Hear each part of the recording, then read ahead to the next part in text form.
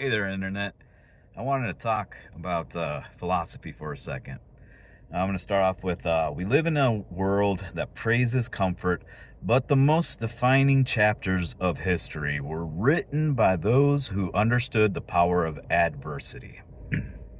I love that statement because there is no better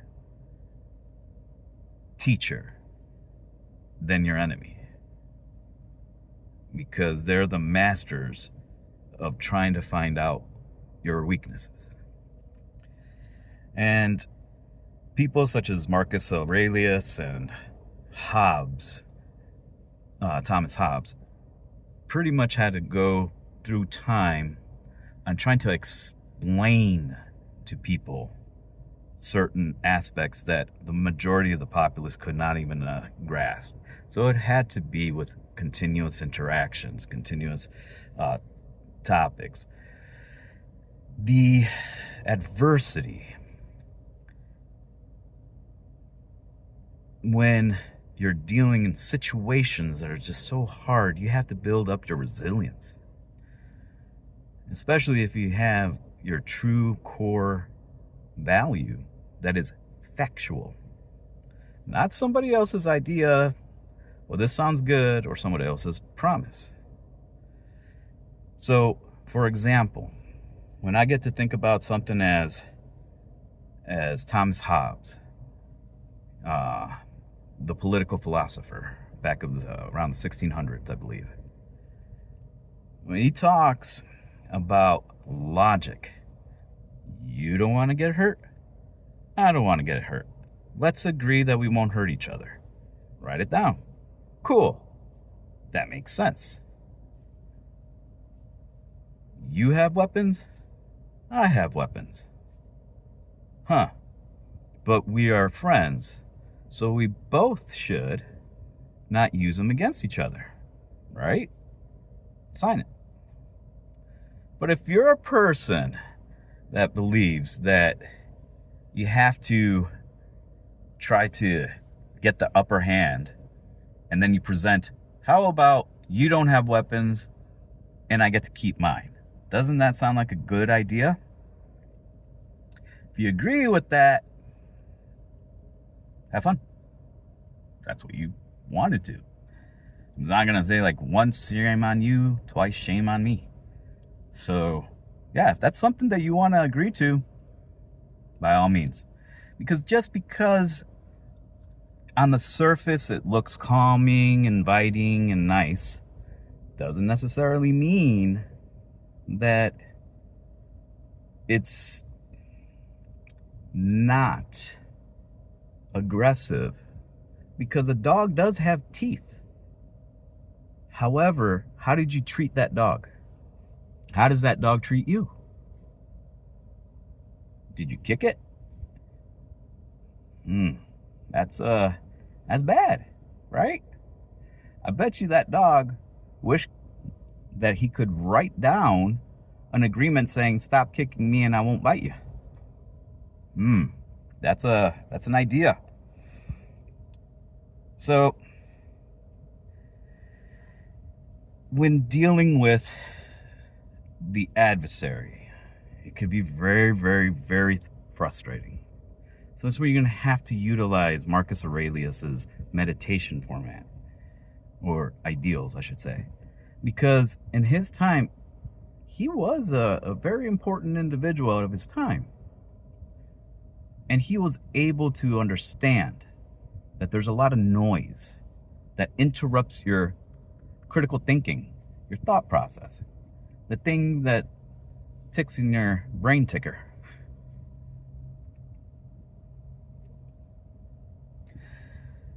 When Marcus Aurelius talks about relaxation, it's better that you get to have a clear peace of mind of factual information. If you get caught up in all this gossip, if you get caught up with all this rumors and everything like that, you create your own mental prison.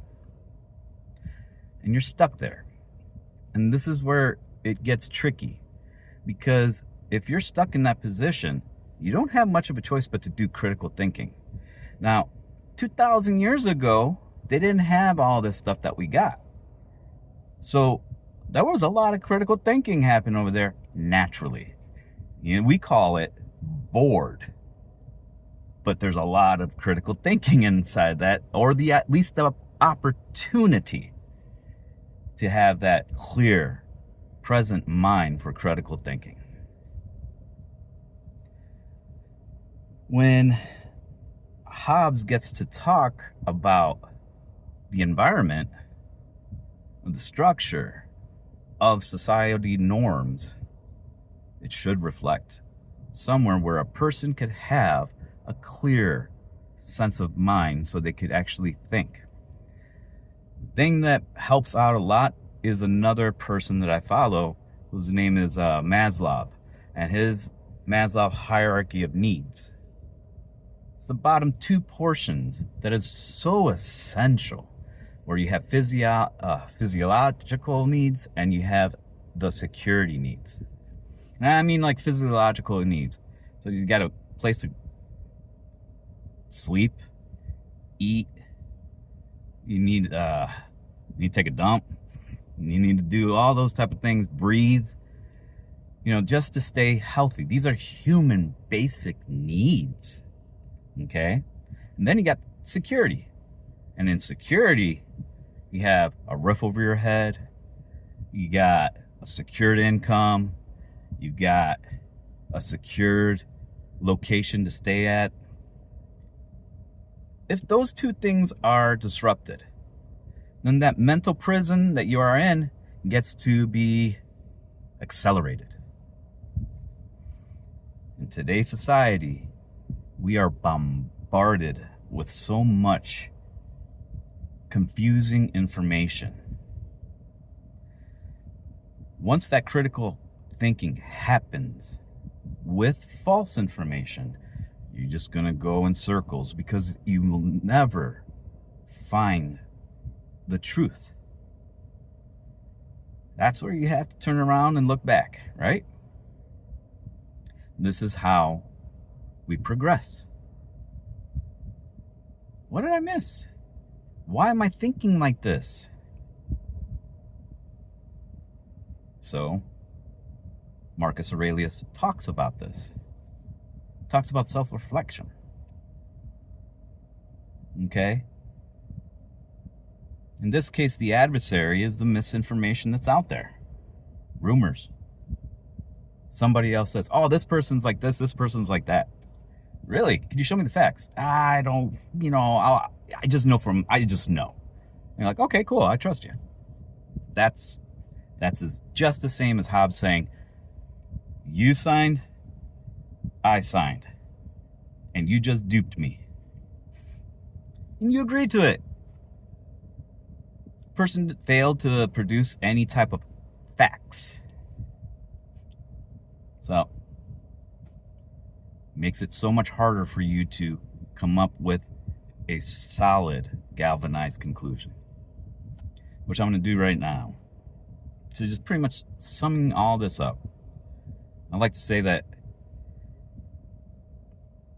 this is a chance for you to understand that a lot of this stuff is inside your head. Don't think too hard. All right? When was the last time that you took the palm of your hand, all right, and placed it on the ground intentionally with dirt? If you haven't done it, then I guess you haven't grounded yourself in the physical part. But here you got to ground yourself. This correlates with this, and it correlates with your emotions as well. I hope this information gets to help you guys out a little bit. Okay? Remember, you don't have to feel like being alone in a sea of people. Just remember that no one could tell you how you feel, what you're supposed to do, what you should do, because you should utilize your free will to make the decisions, not that your environment is forcing you to do it. Because usually when the environment is forcing you to do it, it's from someone else's opinions. And opinions are just like everyone's got one. Take care, guys.